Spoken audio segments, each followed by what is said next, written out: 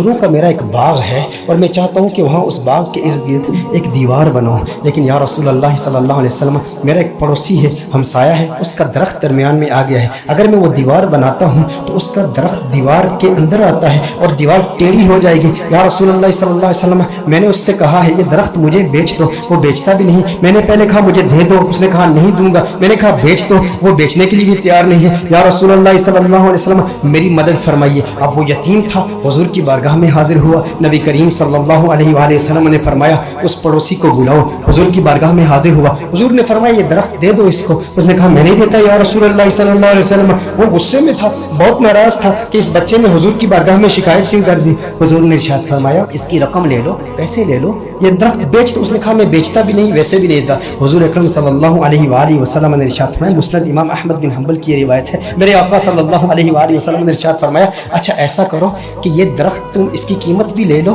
اور اس درخت کے بدلے جنت میں ایک ایسا درخت ہوگا کہ جس کا سایہ اتنا طویل ہوگا کہ اس کے نیچے اگر 100 سال تک ایک سوار اگر سواری کرتا رہے تو اتنی طوالت ہے اس کی، اتنا سایہ ہے اس کا، وہ درخت جنت کا بھی لے لو۔ اس نے کہا یا رسول اللہ صلی اللہ علیہ وسلم میں قبول نہیں کرتا۔ اب وہاں پر صحابہ کرام علیہم رضوان موجود ہیں، حضرت سیدنا ابو الدحداء رضی اللہ تعالی عنہ صحابی رسول موجود ہیں، وہ عرض کرتے ہیں یا رسول اللہ صلی اللہ علیہ وسلم آقا اگر یہ درخت میں کسی طریقے سے اس سے خرید کر اس یتیم کو دے دوں تو کیا یہ آپشن میرے لیے بھی اوپن ہے کہ جنت میں مجھے بھی وہ درخت مل جائے گا؟ اگر یہ درخت اس کے پڑوسی سے میں خرید کر اس یتیم کو دے دوں، میں کہتا ہوں یتیم سے میرے آقا صلی اللہ علیہ وسلم کو کس قدر پیار ہے۔ میرے آقا صلی اللہ علیہ وسلم سے عرض کرتا ہے کہ اگر یہ کسی طریقہ سے خرید لوں، خرید کر میں اس یتیم کو دے دوں تو کیا یہ آپشن میرے لیے بھی اوپن ہے؟ نبی کریم صلی اللہ علیہ وسلم نے ارشاد فرمایا ہاں تیرے لیے بھی ہے۔ حضرت ابو الدحداء رضی اللہ تعالی عنہ فوراً اس شخص کے پاس جاتے ہیں، آپ فرماتے ہیں تو مجھے جانتا ہے؟ کہا جانتا ہوں، تو وہی ہے نا جس کے باغ میں 600 کھجور کے بڑے بڑے درخت ہیں، تیرا باغ اتنا مشہور ہے کہ مدینہ منورہ کے بڑے بڑے تاجر تیرے باغ کی کھجوریں کھانے کے انتظار میں رہتے ہیں، اور اس باغ کے اندر پھر اتنا بڑا محل تعمیر کیا ہوا ہے، میٹھے پانی کا کنواں ہے، تو اتنا مشہور بندہ ہے، تیرے باغ کے چرچے تو پورے مدینے میں ہیں، پورے شہر میں ہر بندہ تجھے جانتا ہے۔ اس نے کہا کہ دیکھو کہ اگر تیرے اس ایک درخت کے عوض میں تمہیں اپنے 600 کھجور کے درختوں کا باغ دے دوں تو یہ سودا قبول ہے؟ یہ سودا قبول ہے؟ وہ حیران ہو گیا، یہ کیسے ہو سکتا ہے؟ ایک درخت اور ادھر اتنا بڑا باغ۔ ابو الدحداء کیا بات کر رہے ہو؟ کیا واقعی یہ سودا کرنا چاہتے ہو؟ ابو الدحداء رضی اللہ تعالی عنہ نے فرمایا بالکل، وہ میرا پورا باغ تیرا 600 کھجور کے درخت ہیں، اس میں ایک بڑا ہی خوبصورت محل ہے اور اس کے گرد ایک بڑی نمایاں دیوار ہے جو مدینہ منورہ میں دور دور سے نظر آتی ہے۔ کہا وہ بھی تجھے دے دوں گا، وہ محل بھی تیرا، وہ ساری کھجوروں کے درخت بھی تیرے، وہ سارا باغ بھی تیرا، کس کے عوض؟ ایک درخت۔ کہا ٹھیک ہے، اور حضور کی گواہی میں یہ سودا ہوتا ہے۔ اب ابو الدحداء رضی اللہ تعالیٰ عنہ فوراً وہاں سے جاتے ہیں، اب ان کی جو زوجہ ہے وہ اس باغ کے اندر ہے، باہر سے آواز دیتے ہیں اپنی زوجہ کو، ہے ام دحداء ذرا باہر آؤ باہر آؤ، میں نے اس باغ کو بیچ دیا ہے۔ اب ام دحداء جانتی ہیں یہ بہت بڑا تاجر ہے، بہت بڑا بزنس مین ہے، خسارے کا سودا نہیں کرتا، کبھی خسارے کا سودا نہیں کرتا۔ ام دحداء نے کہا ہے وہ دحداء کیسے سودا کیا ہے؟ کہا جنت کے ایک درخت کے عوض میں نے بیچا ہے۔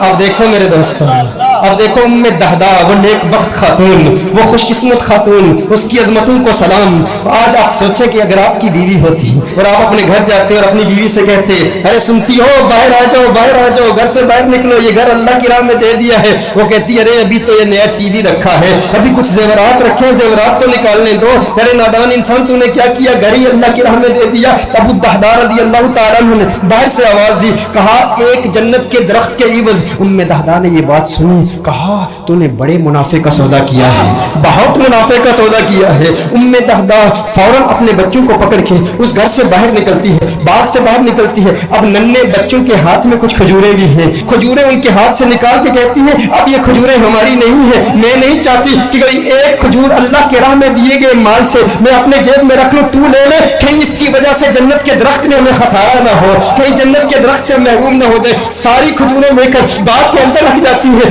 کہا کہ اس کا ایک ننھا بیٹا تھا، اس کے منہ میں ایک کھجور تھی، मुंह से खजूर निकाल कर फौरन बाग में रख दी। कहा अब इस पर हमारा कोई हक नहीं है, ये अल्लाह का माल है, अब हमने अल्लाह की राह में दे दिया है। अब इस पर उलमा के दो कौल हैं। एक मारूफ कौल की रोशनी में अर्ज करता हूँ कि अबू दहदा रज़ी अल्लाह तआला अन्हु के इस बाग के अलावा उनके पास और कोई बाग भी नहीं था, उनके पास और कोई दौलत भी नहीं थी, उनके पास और कोई माल भी नहीं था। लेकिन अबू दहदा रज़ी अल्लाह तआला अन्हु हुजूर की बारगाह में फिर हाजिर होते हैं, अर्ज करते हैं या रसूल अल्लाह सल्लल्लाहु अलैहि वसल्लम, आका ये सौदा पक्का है ना, आका ये सौदा पक्का है ना। नबी करीम सल्लल्लाहु अलैहि वसल्लम खुश हो जाते हैं और हुजूर खुश होकर फरमाते हैं कम मिन इज़्किन रदाहिन लि अबी दहदा फिल जन्नह, कम मिन इज़्किन रदाहिन लि अबी दहदा फिल जन्नह, कम मिन इज़्किन रदाहिन लि अबी दहदा फिल जन्नह। रावी कहता है हुजूर बार-बार पढ़ ले, मुसलसल पढ़ ले, मुसलसल ये जुमले कह रहे हैं अबू दहदा तेरे लिए जन्नत में कितने दरख्तों की, कितनी टहनियों पे कितनी खजूरें, माला माल है तू।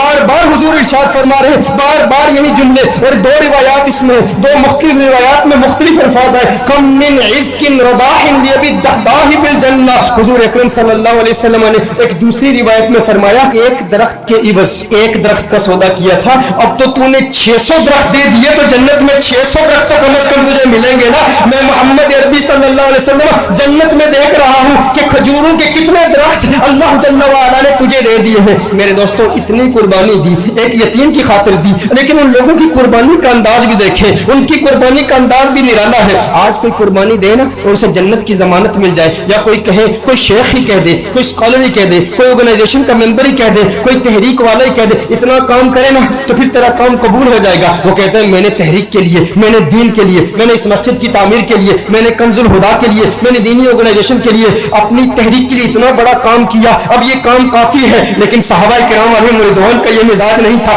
अबू दहदा के लिए मेरे आका नारे लगा रहे हैं, बार बार फरमा रहे हैं अरे कितनी खजूर है, मैं देख रहा हूँ जन्नत में ये सारे तेरे हैं। बार बार इरशाद फरमा रहे हैं भाई जितने इतनी तसल्ली मिल जाए और लिसाने मुस्तफा से मिल जाए, आका की जुबान से मिल जाए, उसकी किस्मत किस उरूज पर होगी। लेकिन फिर ये वही अबू दहदा है, उसके बाद भी मेहनत करते रहे। ग़ज़वाए उहद में जब दुश्मनों ने हुजूर पर हमला किया, अबू दहदा अपने सीने पर उन तीरों को बर्दाश्त कर रहे हैं और मेरे आका के कदमों में शहीद हो जाते हैं। और ग़ज़वाए उहद के बाद मेरे आका ने तलाश किया, कहा मेरा अबू दहदा मुझे दिखाओ। अरे वो खजूरों वाला मेरे आका अबू दहदा को देखते हैं और देख के मुस्कुराते हैं और मुस्कुरा के फिर फरमाते हैं कम मिन इज़्किन रदाहिन लि अबी दहदा फिल जन्नह।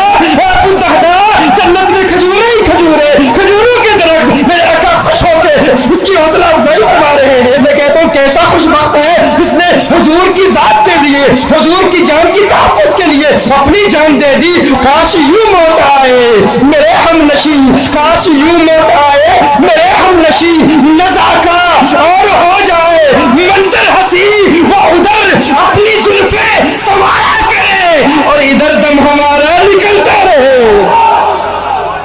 हुजूर की जुल्फों का असीर, हुजूर की जुल्फों को देखता हुआ इस दुनिया से चला गया। दिल में, जिगर में, आंख में बस तू ही तू रहे, इसके सिवा न दिल में कोई आरज़ू रहे। इस एहतिमाम में शौक में सजदे करूं